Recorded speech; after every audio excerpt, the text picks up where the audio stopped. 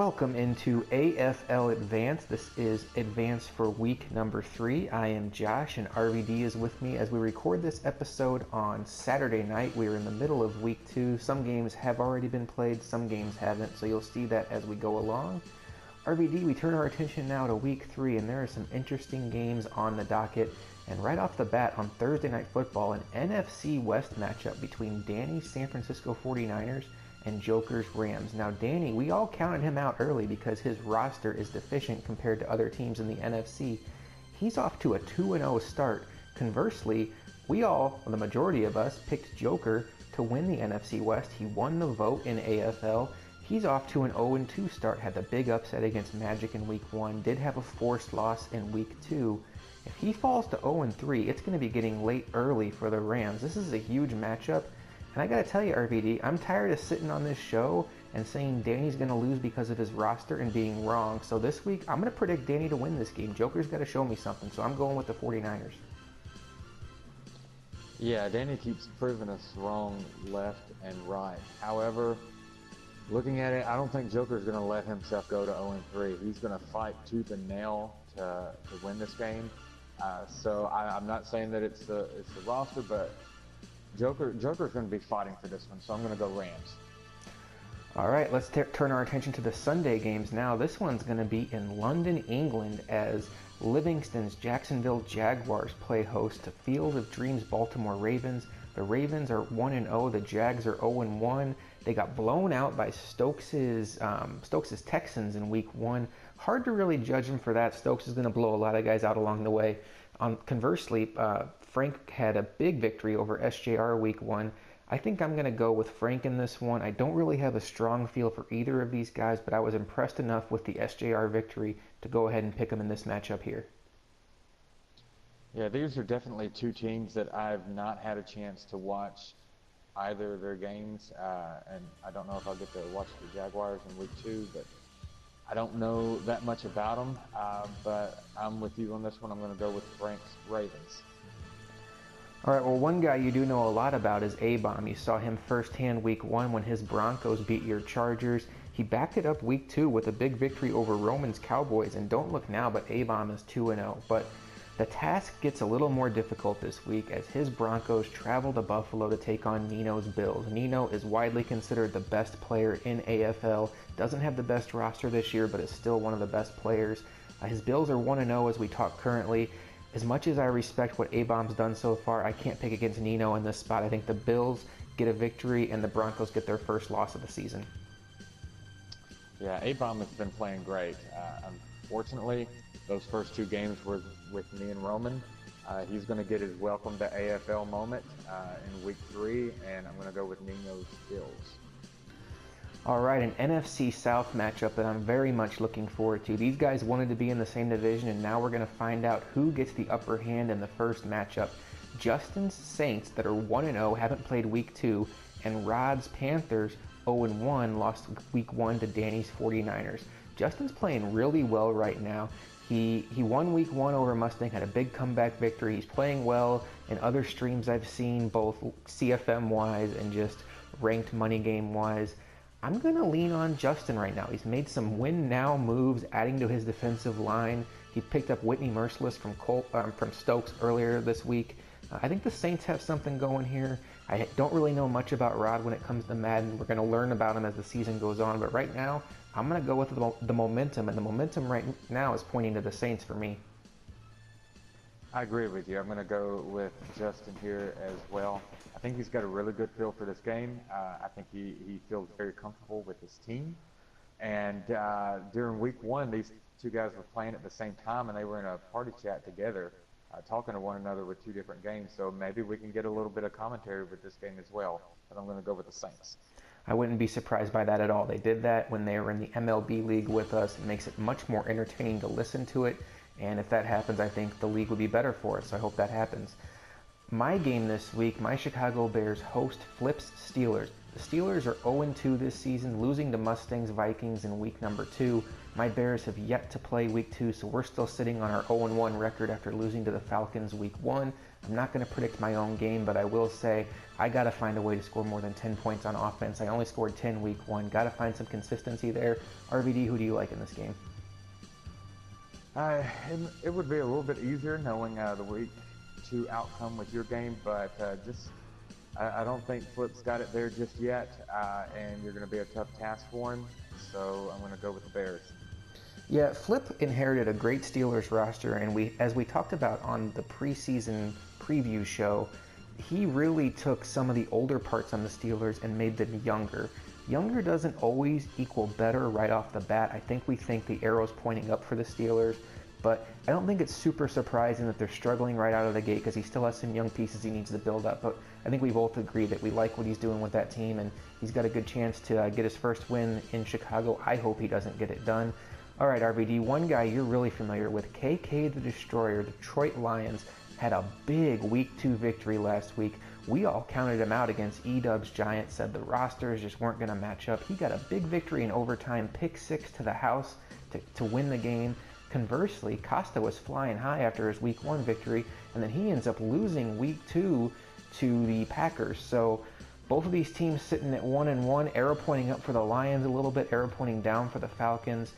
I think I'm going to use the same reasoning I used last week, though. KK, you know what? I'm proud of you. You did a good job last week, but again, the task this week is competing with a roster that's much better. I think Costa is a good player. He's a smart player. I think he'll find a way to win this game. Falcons versus Lions to me is lopsided, and I think these are probably two pretty even players, so I'm going to lean with the roster. Yeah, this is definitely a tough one to try to pick. I think if you look back at Week 2, Costa played a team that's on the rise with Fish, who's doing really well, and KK played not necessarily a team that's on the fall, but EW is definitely not off to his best start. So it really just evens out with these two, so I definitely have to look at the team here, and Costa's got a much better team, so I'm going to agree with you and go with the Falcons on this. All right, Care Bears Browns are 1-0, haven't played their Week 2 game yet, and they go to Magic's Colts, another team that's 1-0, still waiting for the Week 2 result. Both of these guys surprised us a little bit Week 1. The Browns get a victory over the Steelers. I don't think that was a huge surprise, owner versus owner, but team versus team, that was a big win. And then Magic shocked the world with his big win against the Rams. We don't know what happens in Week 2, but you know what, RVD, Magic is my guy. I want to see him have success, but I am just not a believer that you can just pull Madden out of the box, pop it in your PlayStation, and win consistently without practicing in between. Maybe he's playing more than we know. Maybe it's just a big let-on, but I think eventually that approach will catch up to him, especially in this Madden, which seems harder from the get-go than most. I'm going to take the Browns here, even though I would love nothing more than seeing Magic keep this roll going with the Colts. I'm going to agree with you there. We'll definitely see when he and Reese play for Week 2, whether it's just the year for Magic, and but I just don't see it there. Care Bears got a really good team there with the Browns. Took what he was given as far as some of those superstars and turned them into even more superstars. So I'm going to go with the Browns here. One thing I'd like to point out about this game is the Browns not only have the first-round beast Myles Garrett, but they have J.J. Watt. And the Colts have probably one of, if not the worst, offensive lines in the game. That could be a huge mismatch as we watch this game unfold. Let's go to Minnesota now and talk about Mustangs-Vikings. Fresh off of a big victory over the Steelers this week to get back to 1-1. They play host to JD's Buccaneers this week. We don't know what JD did in Week 2. That game hasn't been played yet. I like what Mustang did Week 1. I like what Mustang did Week 2. I actually like what he did Week 1, getting out to the big lead against JT before it fizzled away. There's still some good things to pull from that. But right now, I think I'm going to lean toward the Buccaneers in this game, even though to me it might be closer to a flip of the coin game. JD to me is just a really smart player. I think he has a good feel for this game, and he's starting to understand his team a little better. We don't know what happens Week 2, so maybe I wish I changed this if Mike Evans gets hurt or something like that. But as it stands right now, I think JD finds a way to get a win in Minnesota. Yeah, this is definitely another tough one, not knowing exactly how JD is going to fare in Week 2. But I like what I'm seeing with Stang. This is definitely not necessarily going against JD, but more so in just that I like what I'm seeing with Stang these first 2 weeks. So I'm going to go with an upset here and go with Stang, the Vikings. All right, RVD, let's go to New England now as Hitman's Patriots will play host to Stokes' Houston Texans. Now, we don't know what either of these guys did in Week 2. Stokes blew the doors off the Jaguars in Week 1, where Hitman's Patriots fell to Shams' Chiefs. It was a little bit of an upset at the time, but now the Chiefs are sitting at 2-0, so who knows? Hitman does have an AFL Super Bowl on his resume. Stokes has a little more than one. Hitman is widely considered one of the better players here. Stokes is arguably the best.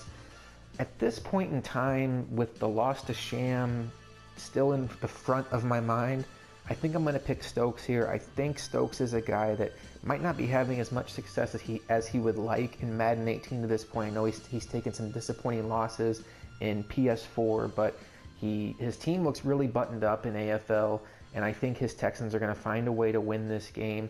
Stokes made a trade this past week for Jeremy Hill, so he'll make his Texans debut, and I expect him to have a big game in this. Stokes is going to have to run the ball if he wants success, so look for Jeremy Hill to have a big game. Corey Grant was the offensive player of the week last week, so he's obviously going to be very involved. That 1-2 punch looks deadly to me. I think the Texans win, and unfortunately for Hitman, I wouldn't be surprised if the Texans win big in this one.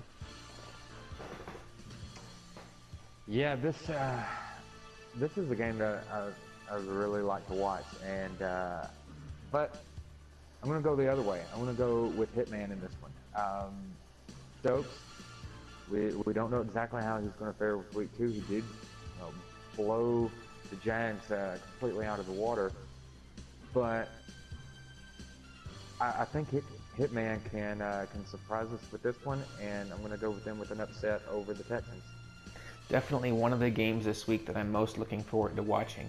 An AFC East battle is coming up that will also be very interesting to watch, as Prime's Miami Dolphins will take on Swag's Jets. Swag got back to 1-1 this week with the big victory over the Raiders and Bo. We don't know what Prime did this week, as RVD, as we're recording this, you and Prime are getting ready to play here in about a half hour to 45 minutes. So we'll know before we go to bed tonight whether the Dolphins are 0-2 and 1-1, or 1-1, excuse me. We can say, though, some little AFL breaking news. The Jets will have a new quarterback when they enter this game. They made a trade today for Phillip Rivers, sent a couple of draft picks your way, RVD. And let's talk about that real quick from your perspective. You obviously, you saw enough from Rivers in Week 1, maybe from a negative standpoint, to feel good about Jimmy Garoppolo. Somebody's offering you a couple of decent picks, a third and a fifth. Just too much value to pass up at that point? Yeah, especially for a player that I knew that I wasn't going to use going into the season. I wanted to try Rivers out, and just got out there that first game. I wasn't feeling it. There was some very bad passes, a few bad reads on my part, but quite a few just real bad passes. And so once I benched him, I just decided just to go on with Garoppolo and develop him throughout this season, because I've got one season that I can really develop and spend XP on. And so there's just no point in sitting him back there and letting him waste away. If I can get some value for him now, I figured why not take it. In my opinion, this is one of those classic trades where both teams win.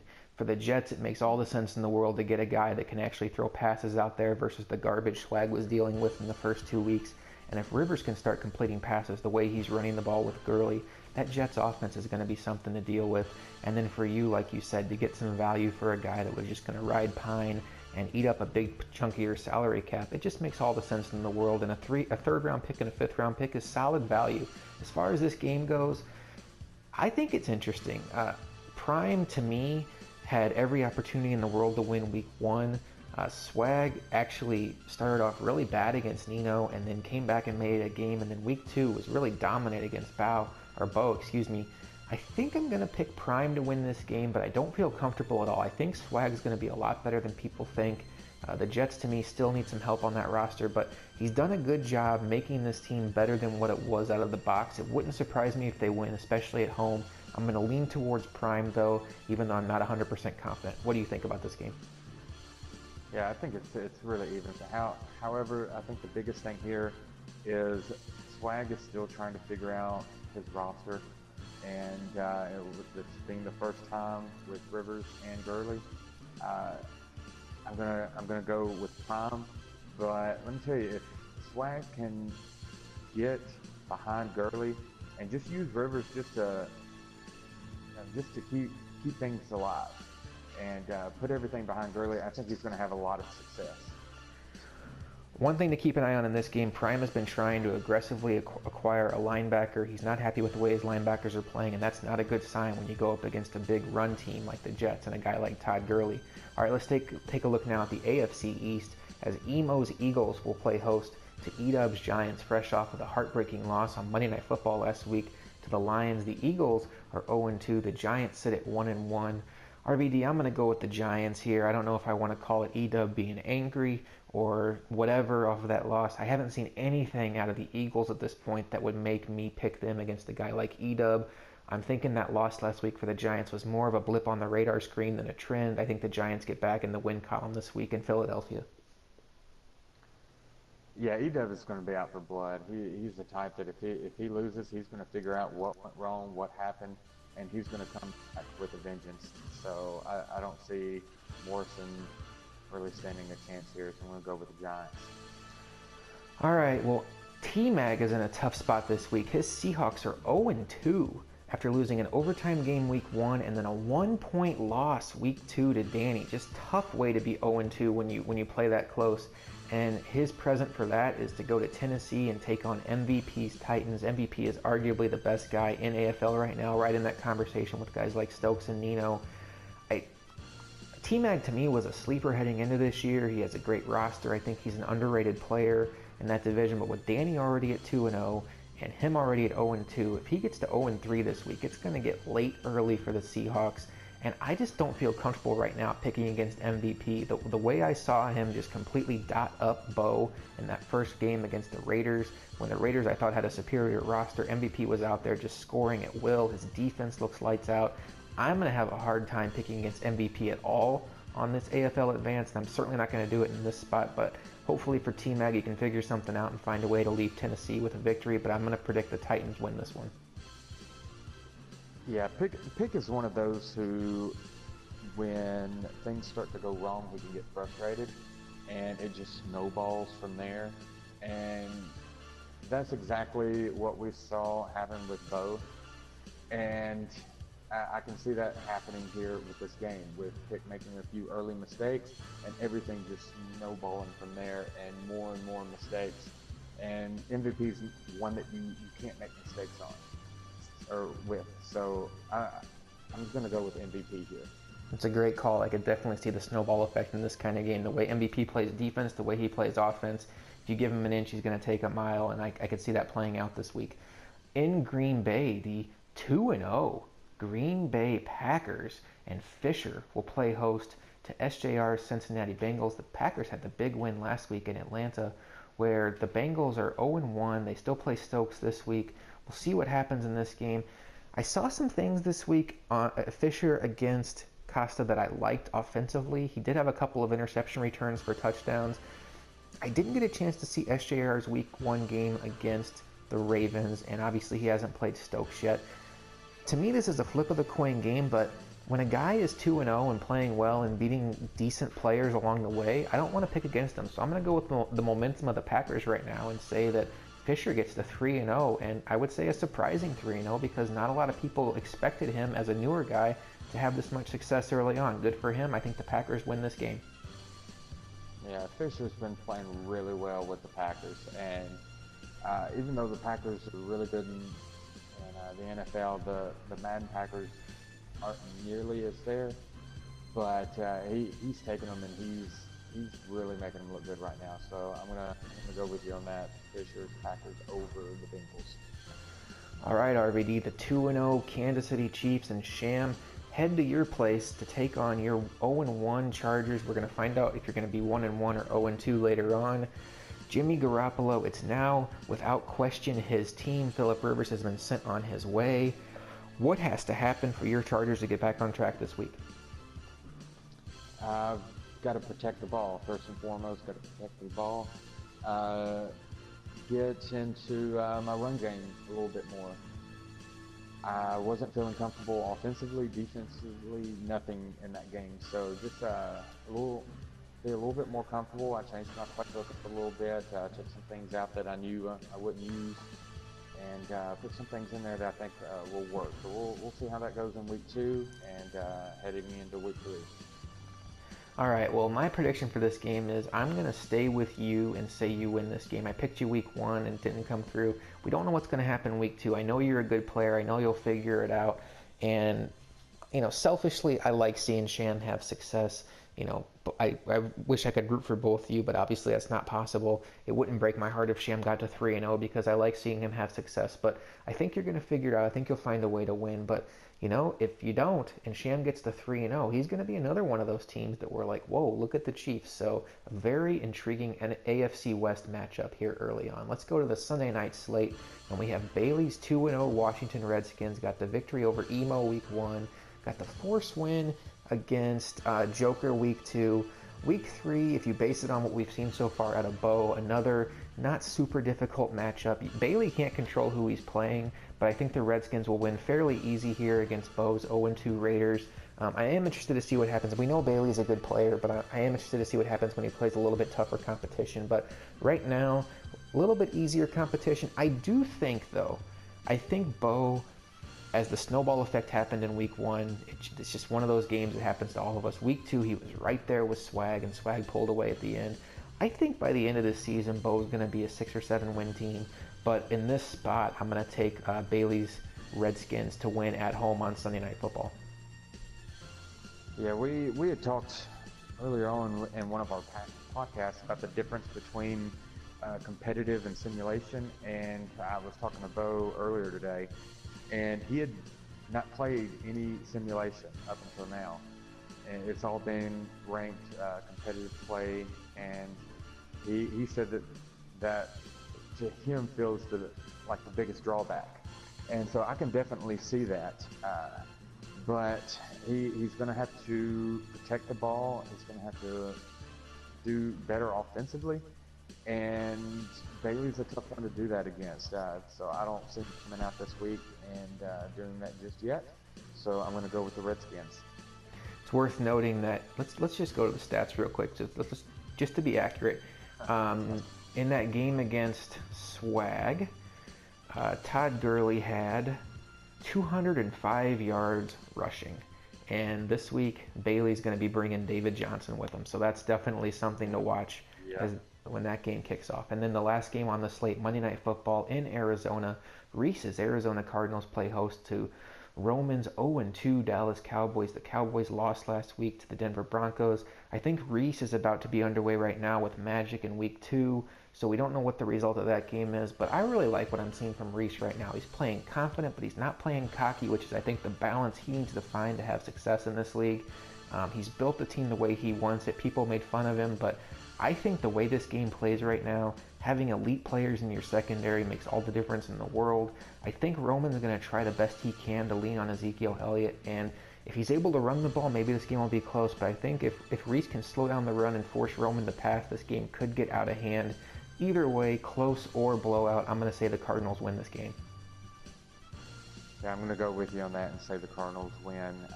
It'll be a fun game to watch. And Reese, he is definitely one that gets a lot of scrutiny for the moves that he makes, but he's also one of the few players who knows exactly what he wants and what he needs to succeed, and he'll go out there and he's going to get it. He's built up that roster how he wants, and he's playing really well right now. So we'll see how week 2 goes. Hopefully we won't see a complete fluke, but I see him winning this game against Roman. Yeah, and if Reese wins this game, and if he happens to beat Magic this week, I can't wait for whenever we get our first Reese versus Danny matchup, Cardinals versus Niners. Both those teams are playing real well. All right, RVD, let's pick a couple games that we're really looking forward to this week. One of them I was, and I'm not going to pull a Stokes here, but since there's only 2 of us, I just want to hit on. I am looking forward to the Rams and the Niners along the way. But the game that I'm going to point at here, and now I'm trying to stall as I try to remember which one it was. Oh, here it is. JT against Rod. To me, when two guys try to get in each other's division, it tells me A, they respect each other, but B, they want to beat each other. And you don't single out somebody unless you really want to beat them. These guys are real good friends outside of the Madden world, similar to you and Bo, but I know they're super competitive. I saw that in ALB.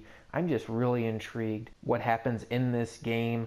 I think JT's gonna win, but whoever wins, it's really gonna show us which direction this division goes, and I think it's gonna be a super entertaining game to watch because chances are JT's gonna be on mic, which makes for a very entertaining stream. RVD, what is your spotlight game this week? All right, I'll pick two games as well. First one that I'm interested in seeing is the Falcons and the Lions, Costa against KK. I think with KK going out there and taking his Lions and going up against Edub, who's one of the top NFL players, and beating him with his Giants, I think that showed us a lot. If he had gone out in week 2 and he had lost, it wouldn't matter. KK's, this game wouldn't really matter. We talk about Costa and how he would win it, but I'm really interested to see what KK can do against Costa, and if he can keep that momentum from week 2 going into week 3. Another game that I'm looking forward to is the Texans and the Patriots. Stokes against Hitman. I think that's just no matter what team they would have, I think that would be a good game. And with the Texans and the Patriots, two really good Madden teams, I'm interested in seeing what both of them can do.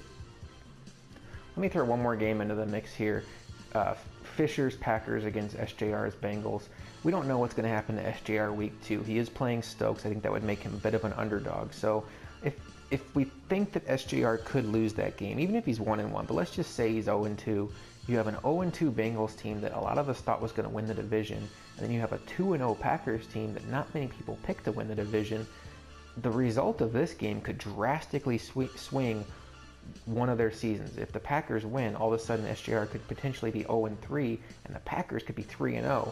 Otherwise, SJR wins, he could salvage his season, and then the Packers kind of come back to the rest of the pack there, no pun intended. So I think that's a very interesting interconference matchup there going on in Lambeau Field. So that's a look at week number 3, and we will see you next time on AFL Advance.